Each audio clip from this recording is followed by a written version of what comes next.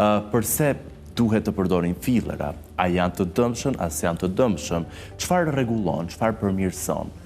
Pikërisht kjo minimalisht invazive si ndërhyrje. Po e themi acidi hyaluronik në linja të përgjithshme.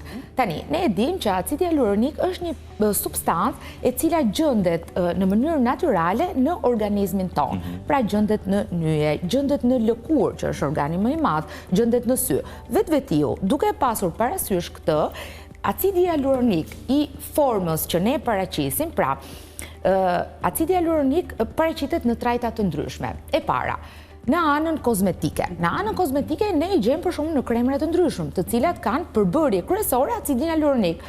Në mjekësi, për shembull, përdoret acidi hyaluronik për nyjet, kur ka problematika. Ose në mjekësinë estetike që jemi sot, përdoret në acid hyaluronik në këtë trajt, në trajt xheli. Për problematika të ndryshme, ne përdorim trashësi të ndryshme të acidit hyaluronik dhe dihet që acidi hyaluronik është i biodegradueshëm, pra dhe trupi jon e njeh, sepse ndodhet me kalimin e kohës. Dhe është i tretshëm, pra dhe ndërsa është i njohur, do thotë që trupi e njeh si gjë të saj.